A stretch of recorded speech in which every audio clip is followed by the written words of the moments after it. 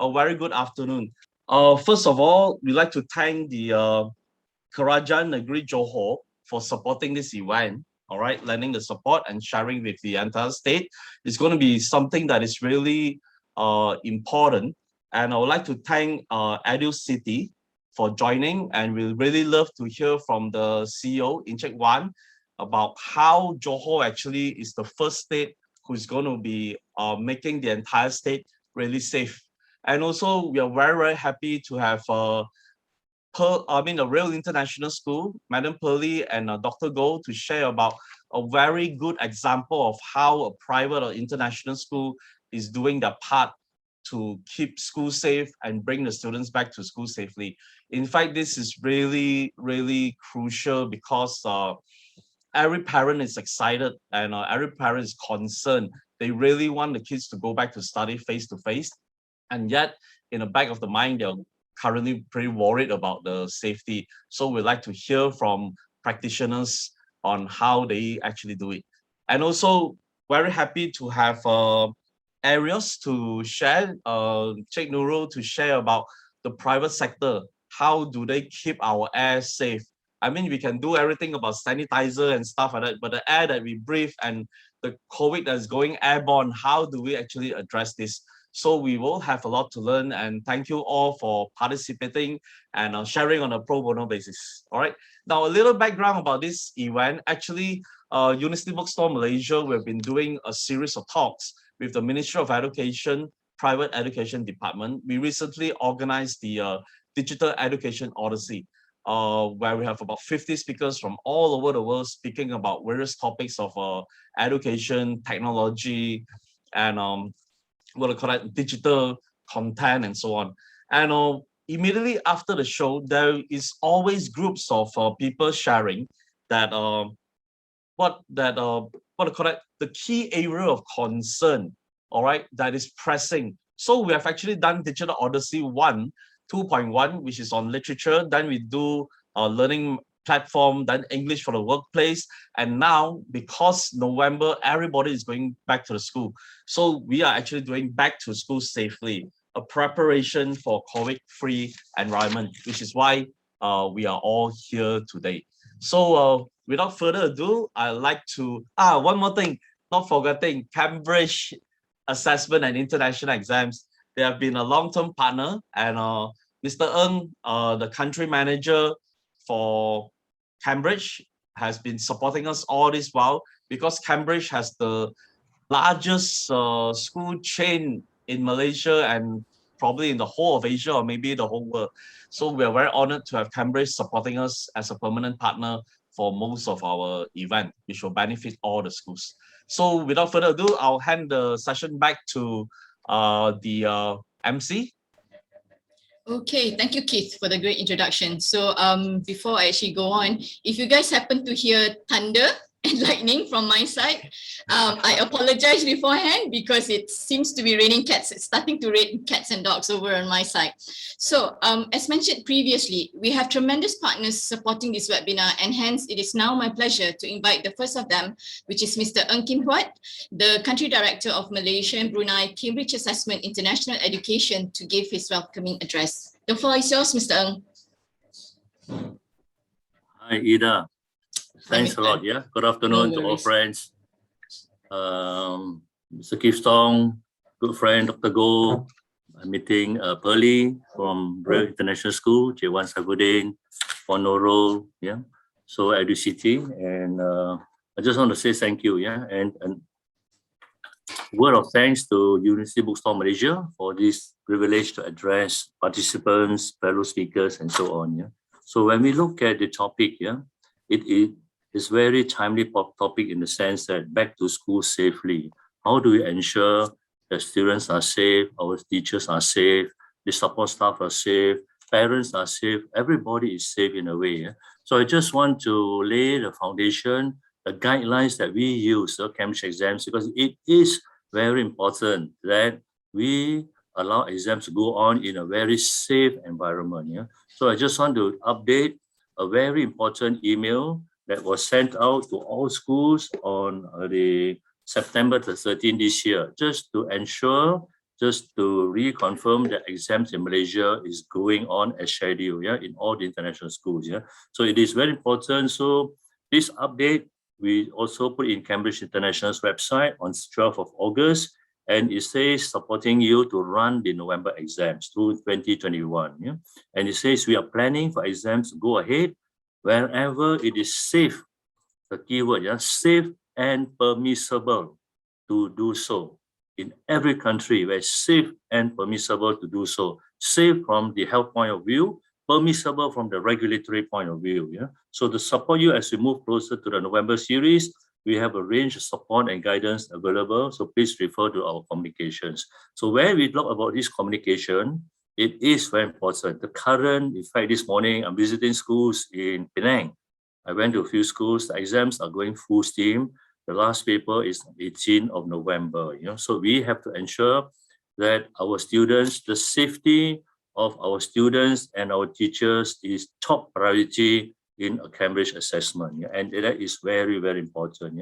So we follow the guidelines, the SOP, which are laid down by MKN, Majlis Keselamatan Negara, and also the Ministry of Education. We engage very, very closely with Private Education Division and Private Higher Education Division, Jabatan Pengajian Tinggi, and they are very important. So we talk about safe environment and permissible, very, very important concepts here that I just want to echo and re-emphasize that we really have to give our parents the confidence, the assurance that it is safe for the students to go to school and sit exams. And if we don't sit exams, how will students progress?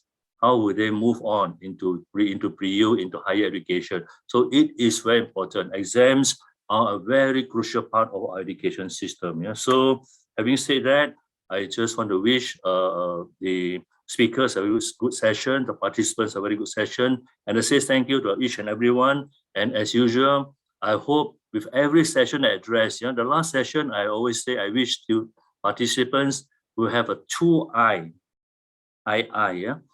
session. Every session I try to add one more I. So this third session I'm addressing, I hope you have a 3I session. The first I will be informative, the second I will be intelligent, and the third I will be inspirational session. So I hope you have all these 3I sessions. With that, I want to say thank you again, and Raja Ida and friends and colleagues. So I wish you all the best. Have a fantastic session. Okay, thanks a lot, Ida. Thank you, Mr. Ng. I think you started off the first I already, Mr. Ng. Informative as always, Mr. Ng. That was really great. Our next partner supporting us in this webinar is Real Schools, and I have the great honor to welcome the CEO of Real Education Group, Dr. Goh Chi Leong, to give his welcoming address. Dr. Goh, the floor is yours. Thank you so much, Ida. And again, it's lovely to be among, I think, old friends today. So thank you, Keith and UBSM for organizing this. I think Keith and UBSM have been a long-time friend and partner to the school community, parent community, not just for this event, but you can see that throughout the COVID crisis, they've been really doing what they can to support schools and learning communities. And I think that's really commendable. All right, Mr. Ng, of course, heading Cambridge in the country, as he said, he's the backbone to many of our international schools, because without him, that there's no progress and assessment. And so thank you so much. And, Mr. Ng is so committed. I can tell you, whenever there's any crisis and challenge, when we had lockdowns, he's one of the first persons on the phone to all of us to reassure schools. One of the first persons to send out emails to schools to reassure them that Cambridge are on top of things, right? So thank you so much. One Saifuddin, thank you so much from EduCity. In fact, I was just telling Pearly that, many years ago, I remember we were exploring the opportunities and the exciting new developments in EduCity. It's always a pleasure when I go back once in a while. I go back to give psychology lectures in Reading University, and it's such a beautiful, project. Pearly, of course, is my colleague. So later on, she's going to be sharing. And I want to say her school is the superstar among all of our real schools. They're doing an amazing job. So I'm sure she's going to have a lot of interesting ideas to share a bit later, And of course, I also look forward to hearing from Nurul Ella about, air quality. And in fact, that's something that we've been discussing a lot about in our real schools as well, what we can actually do to further improve that area. So I want to thank the organizers and the speakers. And maybe just to add, I know that later on we're going to be hearing perhaps more specific ideas about how schools and educational institutions are going out of their way to make school safe, so that, as Keith has said, parents and the student community can come back along with our staff and everybody feels safe and secure. And I think that's really important in the context of our COVID crisis. But I want to say that perhaps one of the silver linings to the COVID crisis is the fact that if you notice in the last year and a half, we are talking a lot more about health in schools. And that's something that I think is a shift, Previously, I think, I've been in education for 25 years now. In universities and in schools, the focus sometimes can be very narrow. And we focus on academic development, we focus on intellectual, growth, progress, exam performance, But this 2 years has taught us that the priority really, in order to create a effective, a conducive school environment, is health and safety of the students and the staff that are there. And of course, today we're focusing on COVID prevention. But I think if you notice in the public arena, in the last few months, we've also been talking about things like mental health. We've been talking, and of course, as a psychologist, my background is in psychology. So that's been, I think, to me, a silver lining. That, of course, it's been a terrible time. The pandemic is something that was really challenging and tragic in many, many ways. But one of the good lessons we take out of it is a return back to holistic health. And as educators, ensuring that we are thinking about the health of our students and staff. And not just physical health, but like I say, also mental health, their social health, their emotional health. And I think I'm hoping that this will be a take-home discussion that will last beyond COVID. Right? I remember, many years ago doing projects with UNICEF. And at that time, we were doing things like, bullying prevention, safe school projects, And I can tell you that, one of the lessons that I've taken away from that time was, the lesson that students cannot truly learn. They cannot truly concentrate and focus on the development of their minds when they feel unsafe. When the school is a place of threat to them, a place of fear to them, that's the opposite of the mindset that is needed, which is an open mindset in order to learn and absorb information. So I'm so pleased once again that we are here together, as part of a series of webinars looking at the health of students and putting that front and center of the agenda, I think is incredibly important. So again, I congratulate the organizers. We look forward to the speakers and what they can share with us. And ladies and gentlemen, everybody joining us, I hope that this is going to be a fruitful session for all of us. Thank you so much. Okay, that was really fantastic. Thank you, Dr. Goh. Actually, to be my honor to invite Yang Berbahagia Tuan Haji Mazlan bin Bujang to give his officiating speech. He is actually the pengerusi for Jawatan Kuasa Pendidikan, Penerangan, Warisan dan Budaya Dewan Negeri Johor. Here goes. Assalamualaikum warahmatullahi wabarakatuh. Salam sejahtera and good evening. Thank you so much for inviting me to do the opening speech. Mr. Kit Tong, Managing Director, University Bookstore Malaysia and co-organizer. Cik Wan Ahmad Saifuddin, Managing Director, EduCity Iskandar Malaysia Sdn Bhd. Madam Pearly, Principal, Real School, Johor Bharu Campus. Madam Nurul Wan Jusoh, Senior Manager, Aerus Air Management Specialist at Agrow, Healthtech, Sdn Bhd. Ladies and gentlemen, education is the most powerful weapon we can use to change the world. Every parent is eager for life to return to normal for themselves, but even more so for their children. But it must be understood that the circumstances under which our school will reopen will be normal. preparing for COVID-free environment. Generally, Johor government is pleased to partner UBSM to organize an important webinar as returning to schools, college and work safely is everyone's responsibility. We are very proud for EduCity taking the leadership to create a safe bubble for the entire city, which is a first in Malaysia. Good to have the support of Cambridge Assessment International Education, the largest examination board in Asia, with one of the most extensive international schools network in the world. Also happy that Johor private education partners such as the Real Education Group for doing their part to ensure good practice to bring kids back to school safely. Private sector involvement and support to the state government is crucial as PPP brings forth mutual prosperity to the state and country. Johor being the Southern International Edu Hub is very important to our country. We forge international collaborations via our students who are global citizens and our nation's greatest asset. There will be no compromise but giving the very best to protect them and keep them safe as they are our hopes and dreams. Thank you again for organizing this very successful webinar.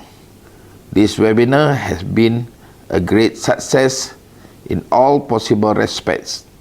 I hope more education series will be held in the near future and I wish you all the best with that.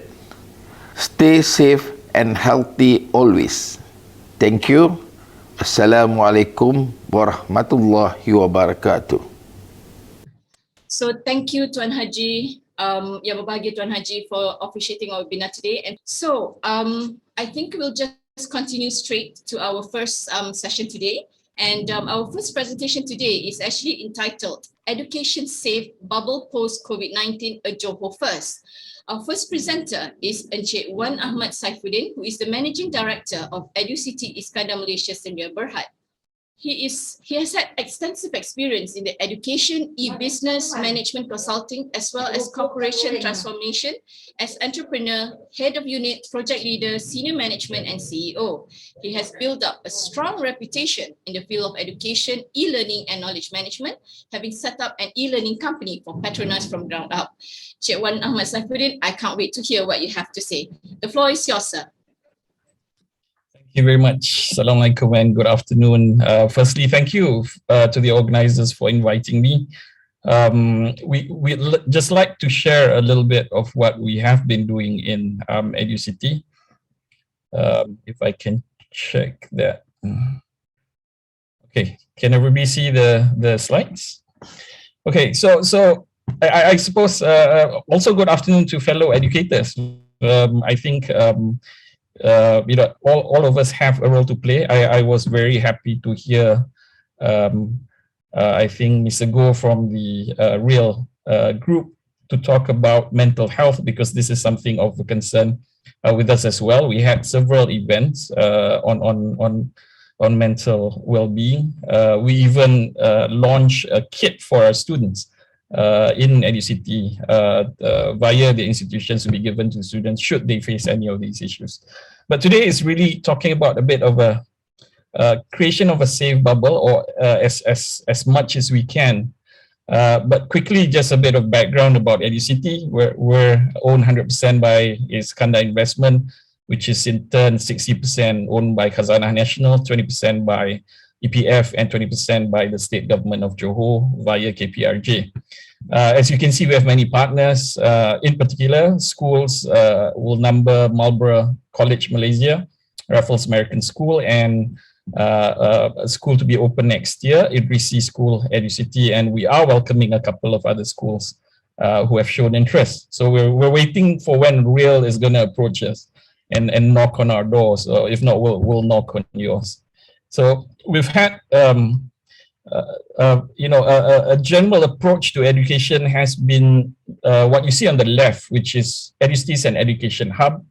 We are primarily give a real estate solution, so education institutions can either purchase land from us, lease land from us, or lease buildings from us in order to deliver education. We also have shared facilities and support services so that the institutions do not have to build everything themselves. So we do have a comprehensive EduCity sports complex with an outdoor stadium, an Olympic-sized swimming pool, and an indoor stadium. We have accommodation called EduCity Village, which has 640 beds, and we also have a social center for the students, which we call EduCity Hub, which is really modeled after the student union. Two other things that we're doing, we've also, since 2020, created EduCity Academy, and we're operationalizing our own college so that institutions that wants to partner with us can do so via the college for academic programs and the academy via non-MQA programs.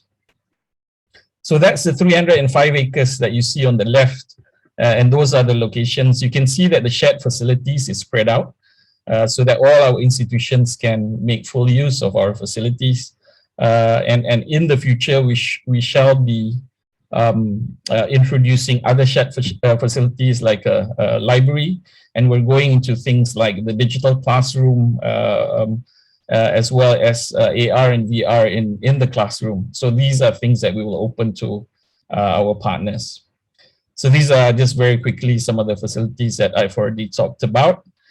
And EduCity International College itself will be offering things like a generic foundation program with a little focus on design and technology. I think we have been finding out even since school, often in schools we're asked to choose between design and technology, or design or arts and science. But much of what happens in the real world is you need to know both arts and sciences to move forward. And this is offerings. We run Apprentice Iskandar, which is a apprenticeship program for the unemployed, and matching them with industry in Johor. And we go by this moniker of learn, live, and lead. So the learn is where our education partners will take care of the learning. Live is when we take care of the students that are on site through the facilities that we mentioned. And lead is, we run a lot of leadership programs for schools, so that students, for schools and institutions, so that the students have many opportunities to react and interact with the corporate and the industry leaders. But today, the focus is really just to talk about how do you create a safe and convenient learning environment, with a focus on safe first and foremost.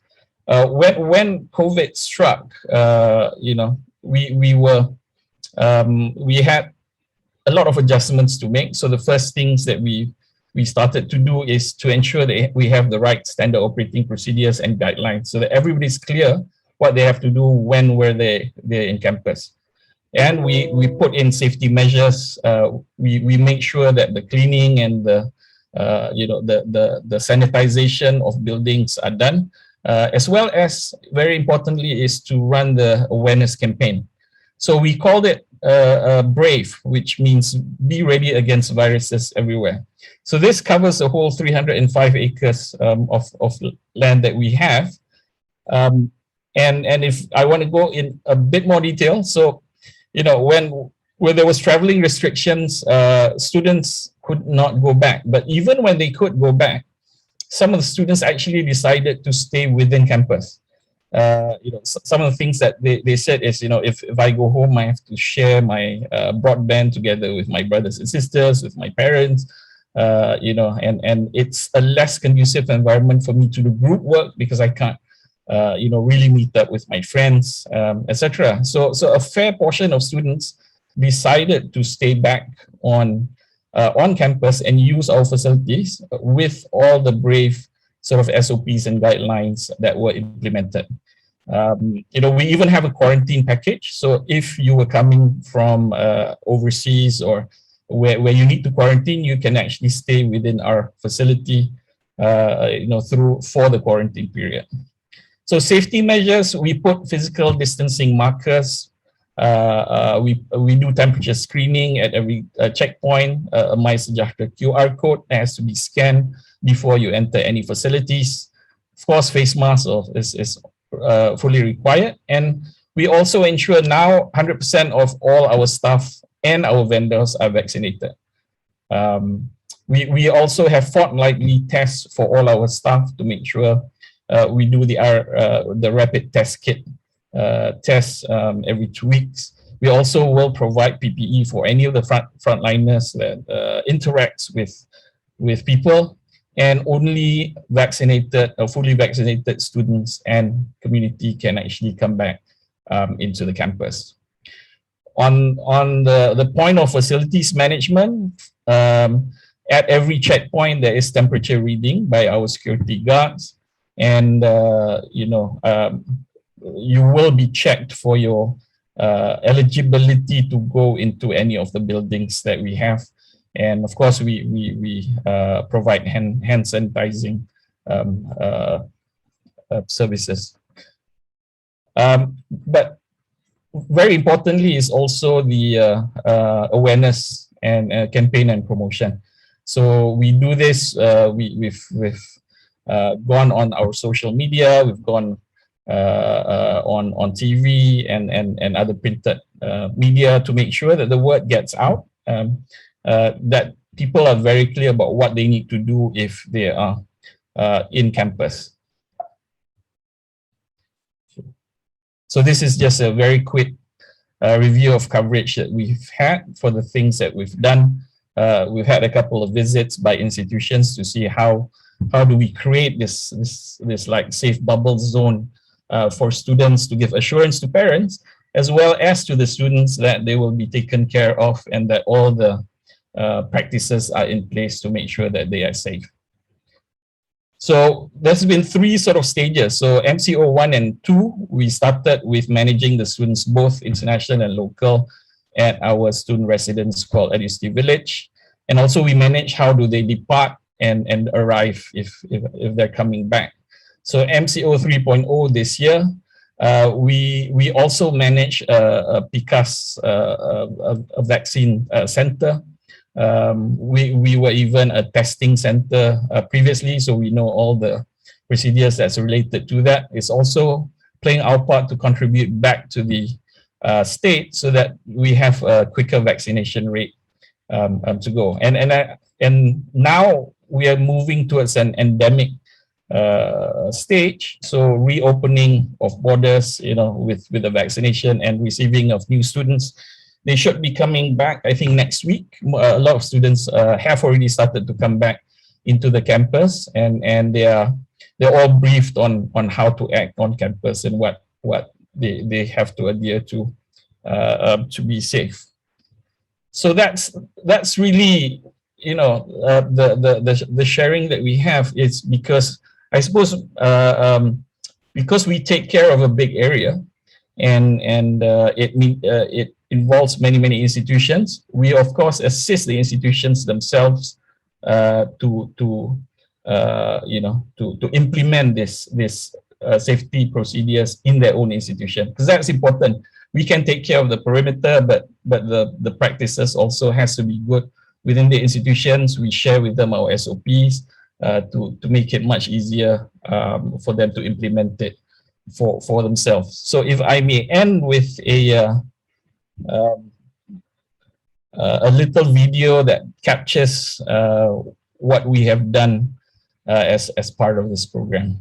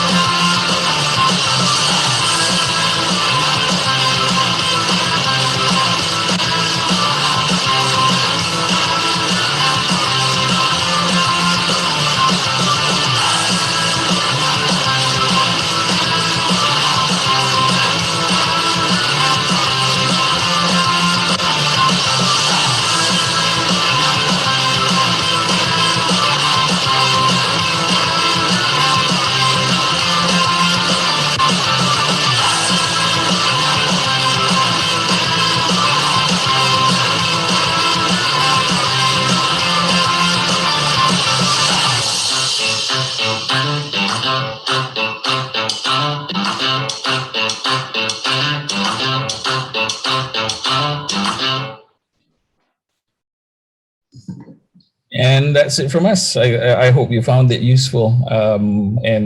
That's our sharing of how do you manage about 300 acres, multiple institution, shared facilities, multiple students mixing together in an environment. You need to have the right procedures, and you need to follow and stick to it.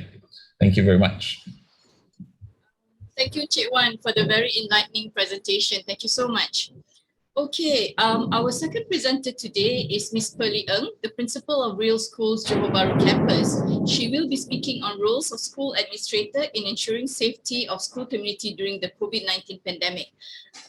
Ms. Pearly Ng, having been devoted to education in Singapore and Malaysia for over a decade, she has overseen various areas that include academic program management, university placement services, and education and regulatory affairs with the Ministry of Education and bodies like the Cambridge Assessment International Education. She has taught previously at Republic Polytechnic Singapore and also led the A-Levels program at Sunway College Johor Bharu prior to joining Real Schools Johor Bharu as the campus principal. She's also a certified Cambridge Science Examiner. Ms. Pearly, the floor is yours. So very good afternoon to all, and thank you very much, UBS, Mr. Keith Tong, for inviting Real Private and International School, JB, to actually present and to share about how we are ensuring that the school remains a safe place for the students, since now the school has already reopened in JB itself. All right, and of course we have actually heard from Encik Wan just now how EduCity, managing 300 acres, how difficult it was, and actually to ensure that the SOP is in place. I would say that I share the same sentiments with Encik Wan that it's actually not easy, and I think that it is actually important that we as the administrator that we think about how to take care of the safety of the students in this difficult time. All right, I'm going to share screen. There will be a presentation, a PowerPoint that I'm going to share. So okay, so this is actually I'm just wondering, can everyone see the slides that I'm sharing? Okay, I think. Okay, great. Now, I think that this pandemic has actually caught us, taken us by surprise, because it is not an easy thing. It's been for 2 years, and I think there are a lot, as a school administrator, I have a lot to reflect on. So today, I think before I start, I would like just to ask all the school administrator who is actually viewing this, and also to share a little bit about how do we actually feel. So what is actually, what do you think that, what does the COVID-19 mean to the school? To me, I personally feel that it actually means there is actually a prolonged school closure. And of course, if there is a prolonged school closure, it also means that remote learning is also taking place. Now, having said that, all this prolonged school closure will actually also means that, how we actually carry out the lessons would actually be different. So, and when remote learning is actually taking place, how do we ensure that, the children learning are taking place, and at the same time, they are learning effectively. And also to echo what Dr. Goh, our CEO, has actually mentioned, how do we also ensure that their mental health is also well taken care of remote learning? So I mean, as a school administrator, I feel very much so throughout the pandemic and during the remote learning, the school has also tried to make a counseling service available to all students. And of course, with this school closure, and also then there will be school reopening, there are actually a lot of SOP which are related to COVID-19. So in that case, we also noticed that there are a lot of revision of the new SOP, which is actually set by the MKN as well as the MOE. And as a school, for Real, we also partner with Columbia Asia to relook at our SOP. So not only we are referring to the MOE and also MKN SOP, we are also working with Columbia Asia to also revise some of the SOP that the school is doing. So in order to make sure that the compliance is actually to the maximum, and of course the safety of the students are actually given the most priority under all circumstances. Now, with the new SOP, of course, then we are looking at the new norms, and we actually see that during this COVID-19, I think that a lot of school administrators would agree with me that never in our life that we have actually thought that we have to wear masks to classes, and also we have to keep the social distance among the students, and group activities cannot be done mostly, and if it is to be done, it has to be a virtual collaboration, or most of the collaboration would actually take place in front of the screen. Now, when we conduct the physical lessons, when we are doing group activity, we have to be creative again about thinking how do we actually carry out the lessons, having still the collaboration, but still ensure that there is actually minimized contact between the students. And of course, the current new norms, the recent new SOP that we see MOE is implementing is also the Rtk Antigen Self-Testing. So those students or teachers or staff who are showing symptoms must be tested before we allow them to be on the premises, or before we allow them to be in the classroom. And of course, we also see that there are new ways of conducting the PE lessons. So some of the group sports cannot be done, and we can only do individual sports. And when we were to carry out the lessons, we have to make sure that not only the ventilation is good, but even during the PE, we have to ensure that social distance are also adhered to. And of course, all this, the implementation of the new SOP would not be successful if there's no teamwork. And I think that during this pandemic also, we see that it is actually crucial that we have this teamwork, and there are actually more teamwork than usual. And we need to be extra careful in our planning, because it's not just about implementing the SOP, but when it comes to planning the duties of the teachers to ensure that the SOP is well carried out, we also need to think about the manpower, or is it feasible, or is it applicable to our school condition. So these are all the things that we actually need to think through. And of course, we learn how to actually be very creative. So one of the examples is that the recent new SOP will require students to be rotated 50-50. So how do we actually ensure that lessons are still carried out without losing the pace? So how do we ensure that students who are learning online, they are also at the same pace as the physical students? So in real, we offer hybrid lessons physically at school. The students who are at home will also learn the same thing. So then we don't waste time, and also we make sure that teachers can finish the syllabus on time. Because if we were to do the 50-50 rotation, we are doing the 50-50 rotation, but what I'm saying is that if we were to repeat the teaching, so for them to actually come back 1 week and the next week or so, then you can imagine that teachers will have to take 2 weeks just to finish the lesson previously that could actually done in 1 week. So that's why we learn how to be creative, and we actually make use of the technology to help us, and also the teachers, to finish their lessons and to ensure that students are engaged and that their learning pace are kept up to the expectation. Now, another thing that I would like to share is also, a lot of people would think that we look at when school reopens, how do we actually take care of the safety and all? But actually, planning takes way before that. And thus, there are a few important things that I think as school administrators, we need to look at before the school reopens. So the first one that we actively are doing is actually forming a task force.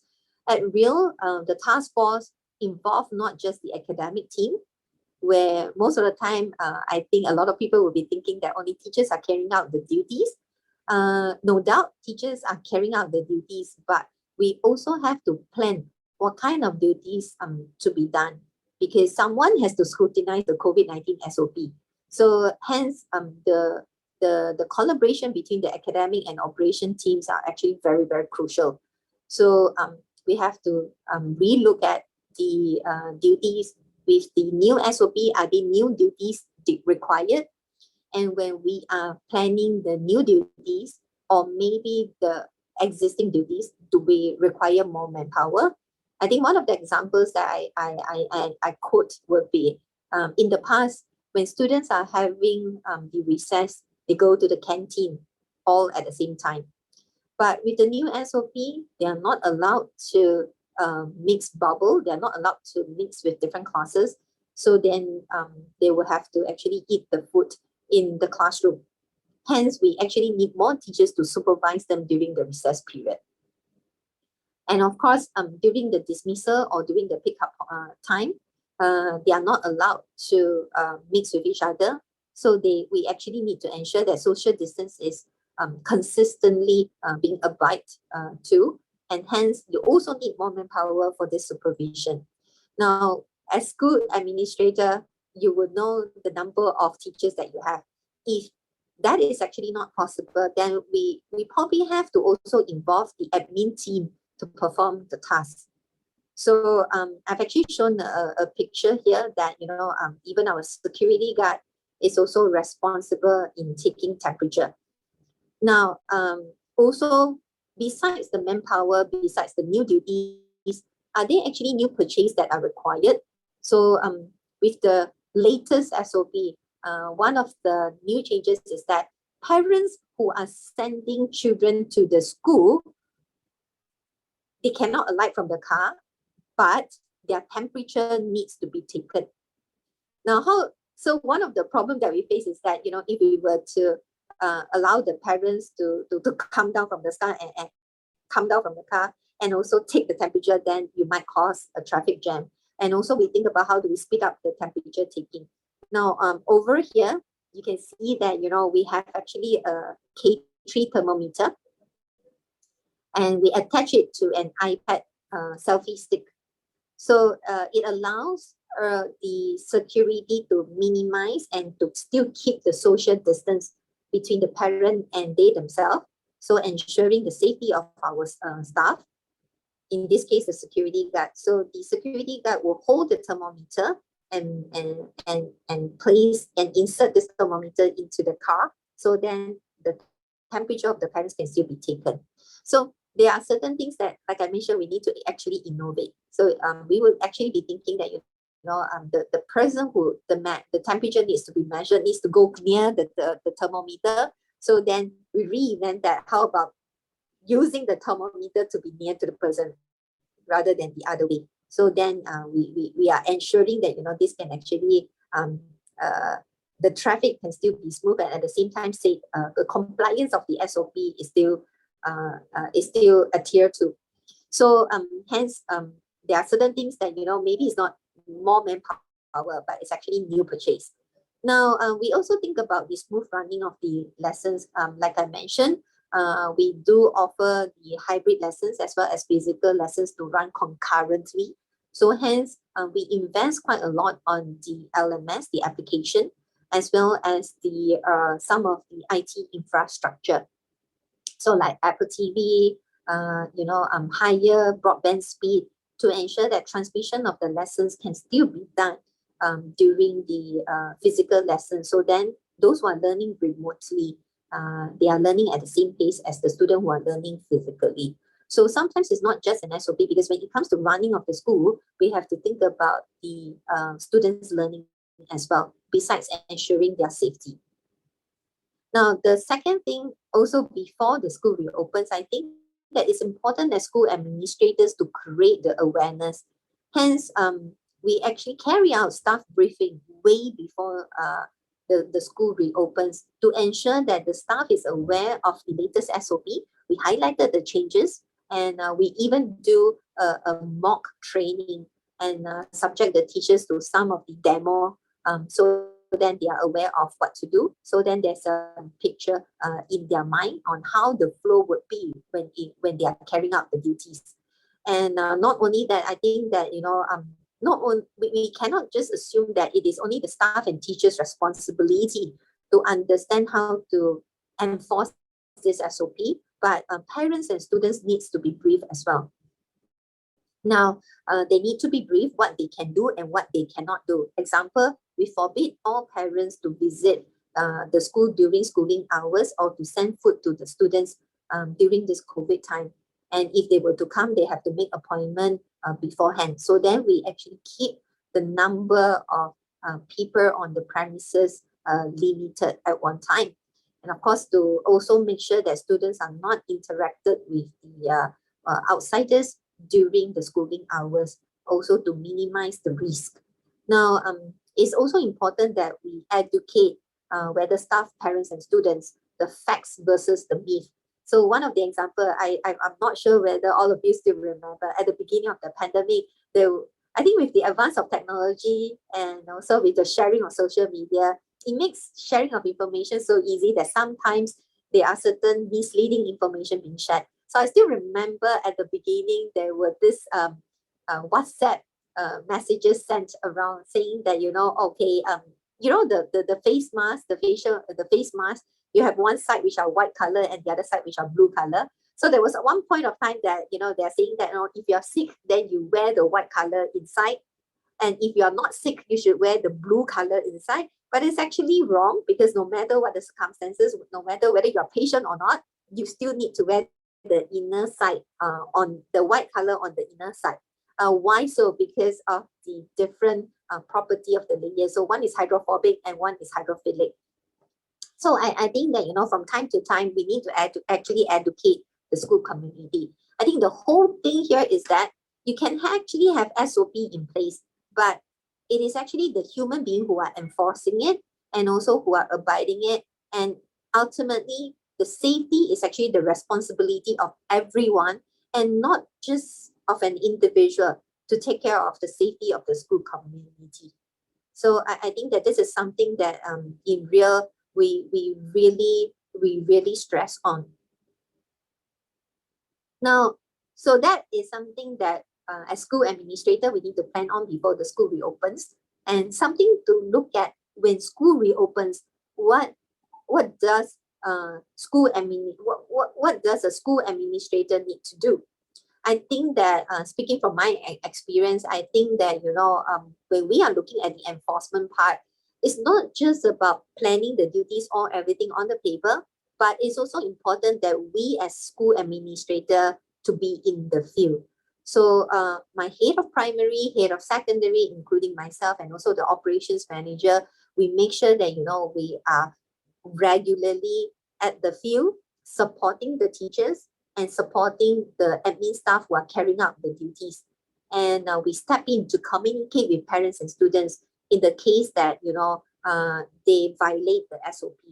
And then we support them in a way that if the teachers and staff feedback to us that they're having difficulty in carrying out a certain duty or they are lacking of certain materials, we will actually be purchasing and then providing to them. So for example, I think that this time now our nurse would actually need to carry out the Rtk Self-Antigen Testing in order to safeguard the safety of the nurse. We also purchase Ppe Suit for our nurse to ensure that when she's carrying out the testing, she is still being safe, being in a safe condition, because the nurse is also in contact with other students and also other staff.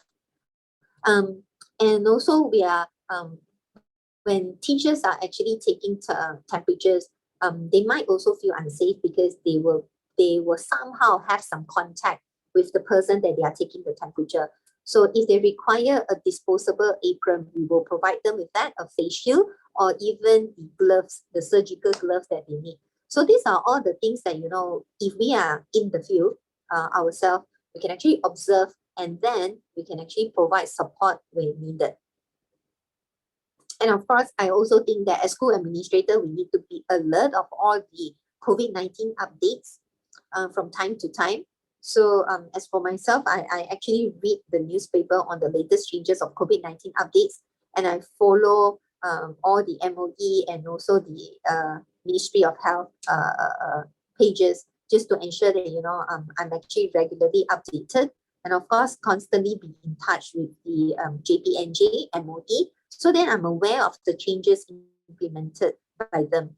And I think that one of the few things that the MOE has recently implemented is that all the teachers must be fully vaccinated before they are allowed back to school to teach the children. So in real, we also echo that very much. All our staff are 100% vaccinated, at least for the first dose. And I would say that the national, for example, has really fully 100% vaccinated for completed the dosage. So then also we also need to be alert of the school community updates. So what do I mean by the school community updates? So for example, I don't think that we should wait until there is a case, then only we start to take action. So one of the extra steps that we are taking, for example, we constantly remind parents and students, teachers and staff that if they are suspected to be a close contact to a COVID patient, they must immediately alert us. So then we can quickly advise them whether they need to actually be quarantined at home to minimize the risk of transmission. So I thank my parents and also the students who are very cooperative, and the teachers and staff as well. So whenever that they hear of any cases that which are around them and they think that they might be a close contact, they will immediately communicate with us, so then we can step in and advise them what to do. So I think that these are the extra steps that is actually important, and I think that which are school administrators, we must take the extra precautions and like extra things that we need to do to ensure that the safety of the school community is always being upheld. So that will be the end of my slides. Thank you very much.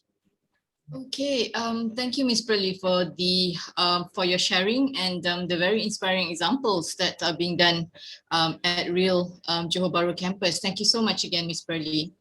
Okay, our next presentation is on ensuring a COVID-19 free environment for your school, which will be presented by Ms. Nurul Jusoh, who is the Senior Manager of Aerus Air Management Specialist at Agrow Healthtech Sdn Bhd. She has actually got responsibility for brand leadership and strategic business development in Malaysia for Aerus. She has presented to the Ministry of Health, Hospital Putrajaya and IKN, building developers such as Sunway, UEM and IOI, lift manufacturers such as Hitachi, Mitsubishi, Anta Schindler and other private-owned businesses. So Ms. Ella, over to you. Okay, thank you, Madam Raja Ida. And thank you to UBSM for organizing this session and invited Aerus. Let me share my screen. So before I go into details about the technology, I would like to share with you like how is COVID-19 being spread in the classroom. Okay. First of all, we know that the vehicle of COVID-19 transmission is through aerosols and also droplets. So aerosols are something like, they work in a similar way as smoke, and they remain suspended in the air and can become increasingly concentrated as the time passes, especially in a room without ventilation. And also for the droplets, some of these droplets can be end up in the eyes, mouth, nose of people who are standing nearby. And some of the droplets can also land on the surfaces. Okay, this is a simulation that this research did.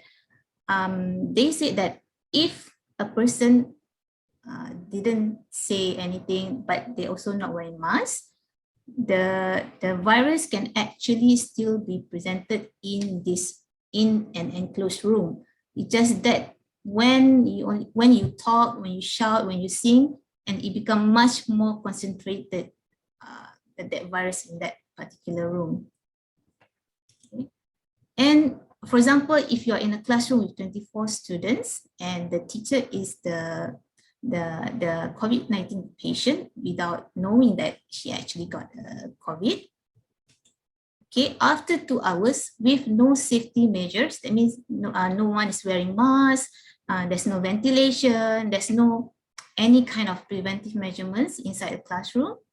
And based on the simulation, it expected that about 12 students will get infected by the COVID-19 virus through aerosols spreading throughout the classroom. Okay, but if only masks being used, okay, the risk of getting infected will be lower. So it's around 5 students will get infected.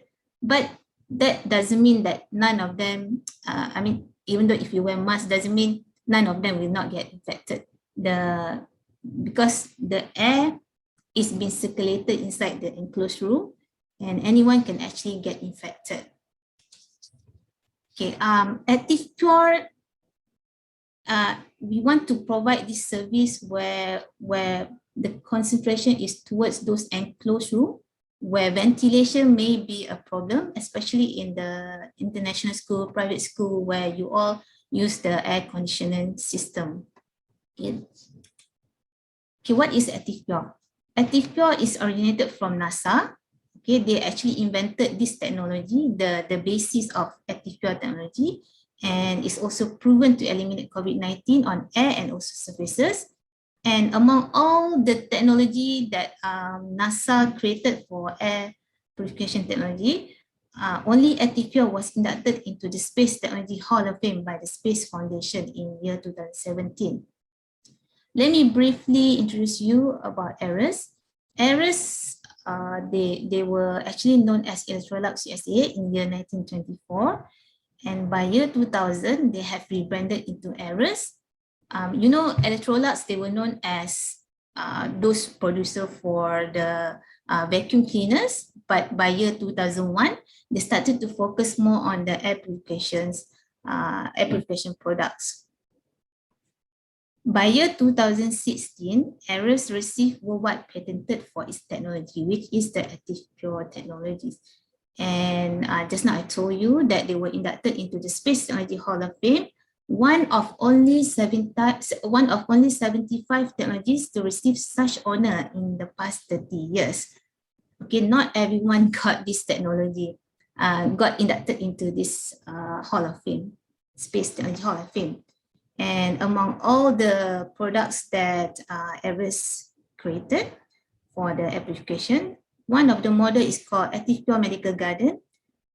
It actually received Class 2 Medical Device USA under FDA clearance. Okay. And also Dr. Deborah Burks, she was appointed as the Chief Medical and Scientific Advisor for the Aerus Group in March 2021. This Dr. Deborah Burks, she was she was the head of Coronavirus Task Force during President Donald Trump last time. Okay. And this is the owner of Aerus. His name is Jusoh. So he actually wrote a letter to USA and even to the President Biden. He said, why aren't we talking about destroying COVID in indoor air? He is so confident that his technology can actually help to reduce the risk of infection for COVID-19, especially in an enclosed room. That's why he's so that he dared to write such letter to everyone in USA. Okay, ActivePure technology, what are the advantages? First of all, it provides continuous disinfection. Okay, there are no chemicals, no byproducts. It works immediately and quietly, safe to use in occupied spaces, and works in real time. Before I go into the technical part of it, I will play you a short video. Because of COVID-19, the air we breathe and the things we touch are no longer safe. Shared air and surfaces harbor risks due to COVID and other pathogens. But with ActivePure technology, air and surfaces can be purified and disinfected quickly and safely while you share and occupy spaces with others. ActivePure is a patented advanced active form of PCO technology.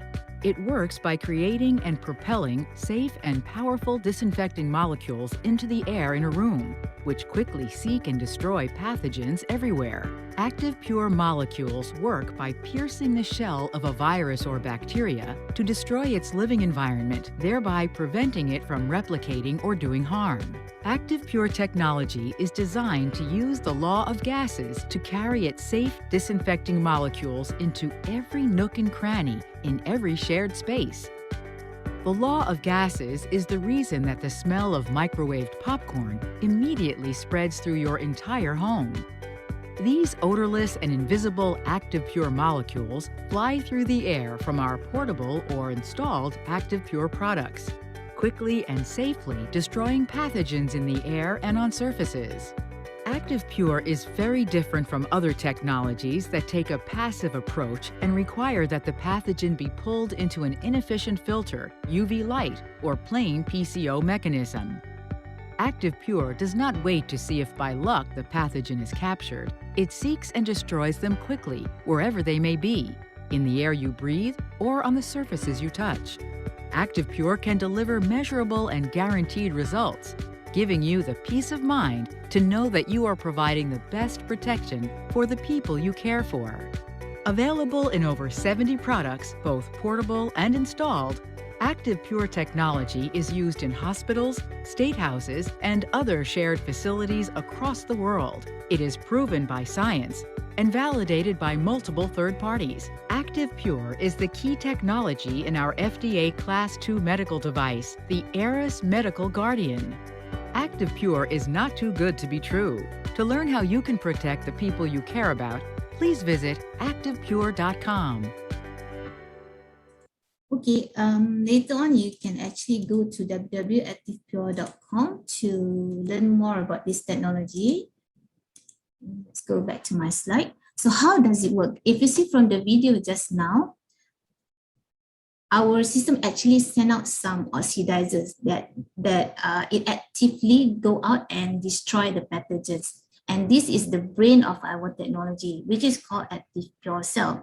So we have a combination of some metal elements here and also honeycomb matrix and also UVC light inside here.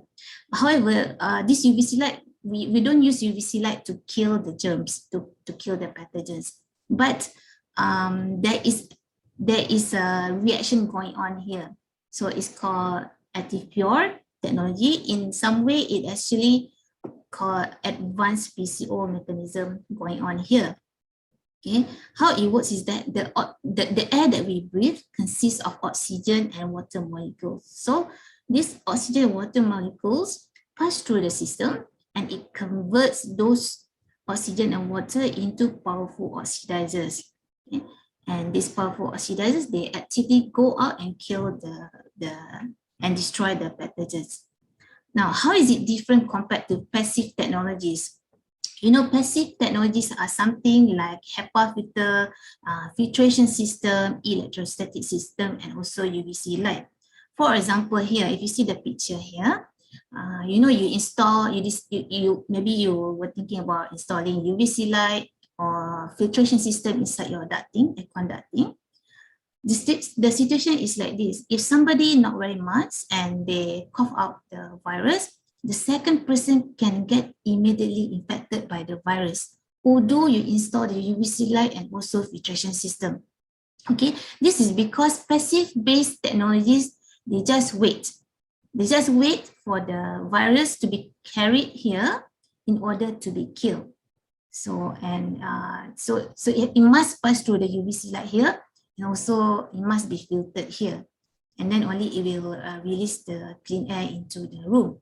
However, some of these viruses can also land on surfaces, and the aircon that we are all using are not designed to blow out those pathogens landed on the surfaces back into the ducting to be killed.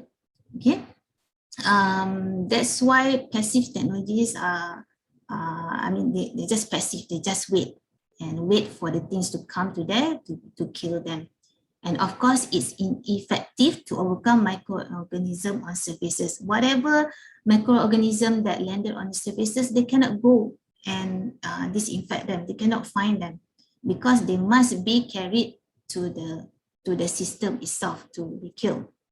In terms of active-based technology, because it's active, for example, active pure technology, we have many kind of models. We have the portable unit, we have also the ducting for the in-duct series where you actually install it inside the ducting, the air-conditioned ducting, where it can cover larger area.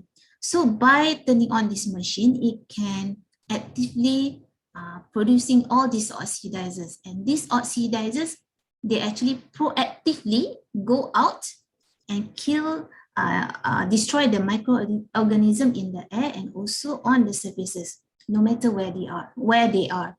Okay, so that's why it's very effective to eliminate even the one that already landed on surfaces, and it's fast and immediate.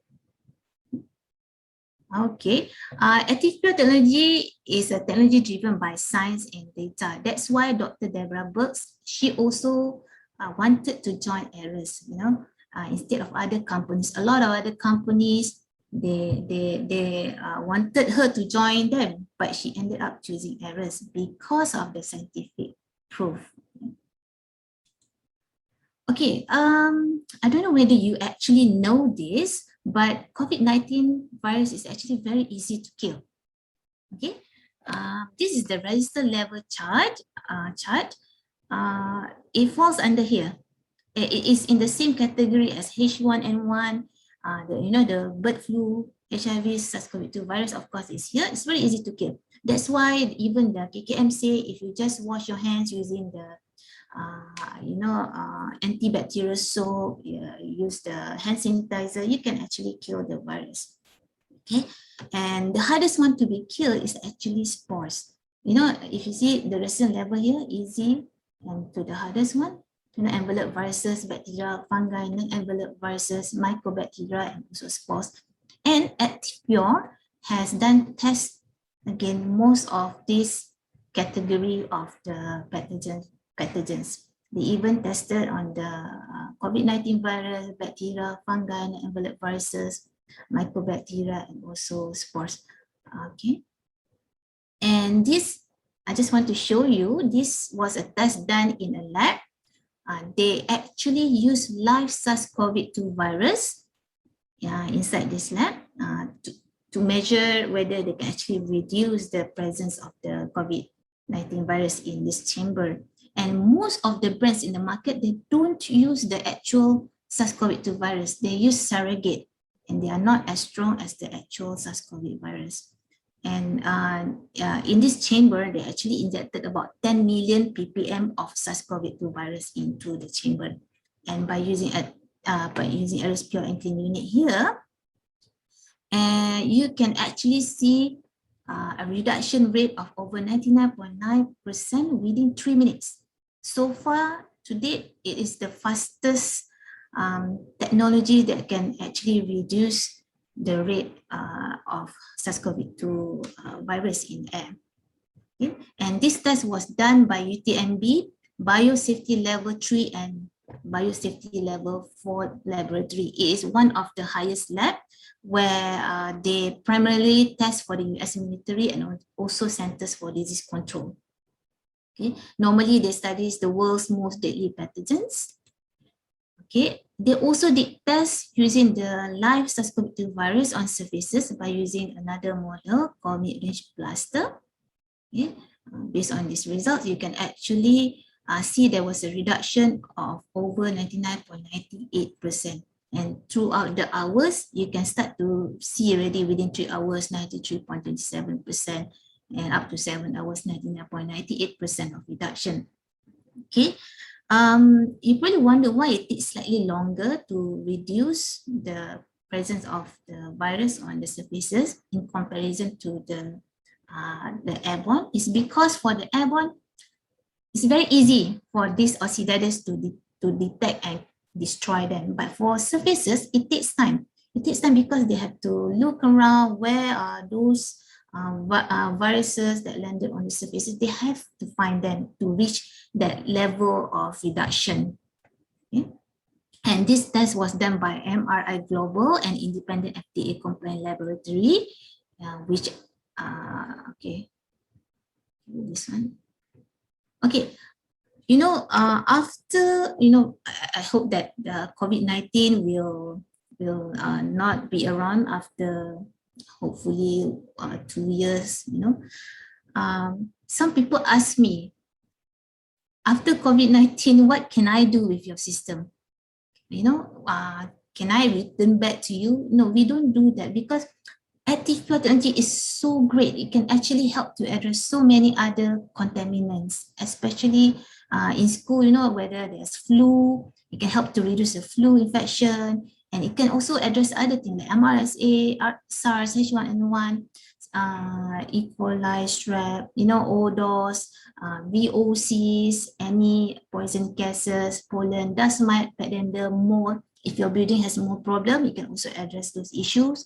It can also address the listeria, hepatitis A, and I receive a lot of good feedback, especially those who have sinus problem after they use our system. Okay. We also did case study in Malaysia, Clinic Kepergigian Kuala Lumpur. We use this model, the Aerus unit here. Okay, we actually engaged a professional IAQ company to do the test. Based on the surface swab sampling, we found out there were pre-test, we took a pre-test. There was actually more than 100 number of bacteria found on those surfaces. For example, dental equipment surfaces, workstation surfaces, and also furniture surfaces. But I put 100 CFU here, so it's easier for me to tabulate here. And you can see there was a reduction. This one dropped to 0, and for the furnitures, it takes slightly longer time to disinfect. And from more than 100 CFU, it dropped until 16 CFU. And this is after 7 days test. We also did test for a factory. This is our model for the ducting system. Okay, it's a spices and seasoning factory in Semenyih. It's a food factory. This food factory is considered like a clean area. It's like, because they produce food, right? So that's why the number of the bacteria found on the surfaces during the pre-test was very little, very minimal. So at the production area, you can see that there were 13 CFU and then 1, some area is 0. By using our active pure technology, it helps to reduce even lower the number of the bacteria found on the surfaces. And we also install in our lift, because you see, lift is a very confined space. And I think some of the big universities, big schools, of course they have lift. And for students to use the lift, you may get infected in the lift as well. So that's why we also propose our model inside the lift. And in fact, right now, we're also working with some of the lift manufacturers in Malaysia. Okay, active pure technology will have a lot of tests. Okay, they were conducted by world-renowned laboratories and institutions under strict compliance with FDA protocols. We don't just get a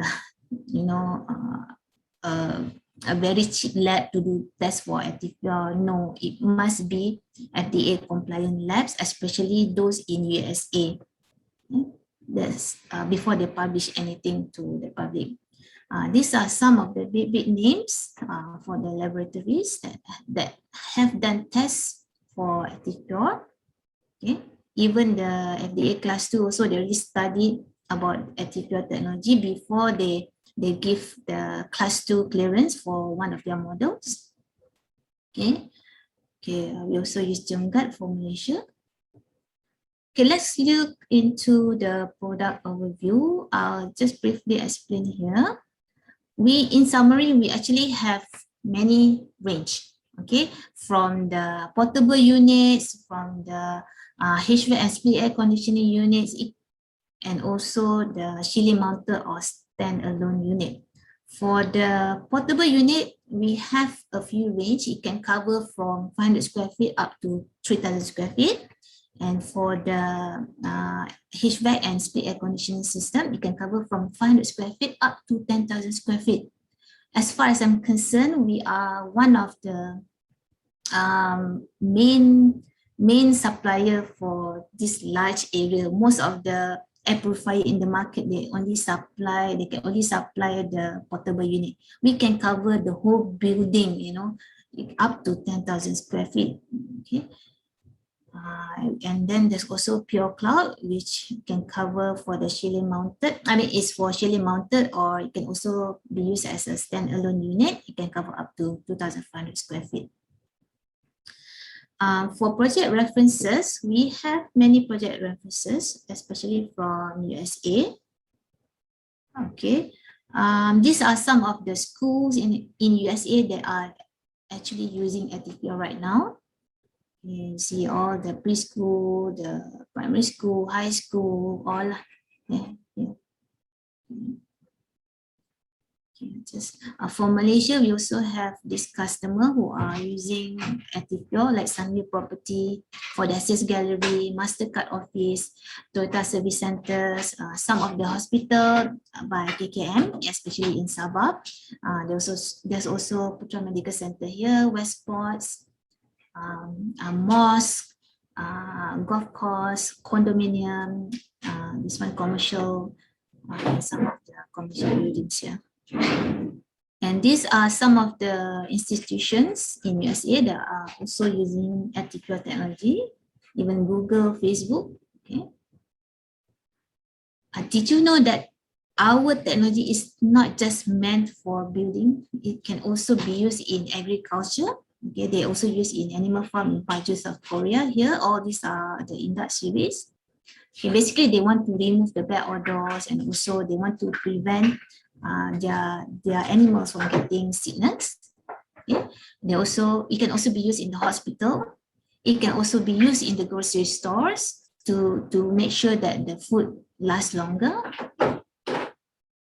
Just quickly share with you with the for the ventilation and IEQ guidelines during COVID-19 pandemic. So our government actually released this, I think about in July or August. So they actually highlighted about the ventilation and IEQ guidance for public areas. Okay, they mentioned this one. Okay. Above all this, any use of portable air cleaners should be considered an interim measure. Okay, air cleaning does not replace the need for adequate ventilation. And then they mentioned this one, regular surface cleaning and disinfection should also continue as portable air cleaners do not remove surface contamination.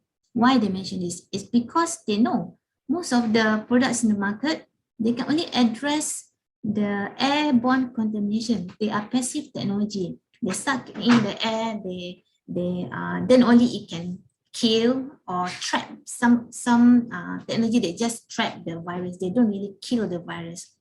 You know, HEPA filter doesn't kill, right? They only trap inside the system itself. So our technology, we can address both issues, you know, the airborne and also surface contamination. In summary, active technology provides surface and air disinfection.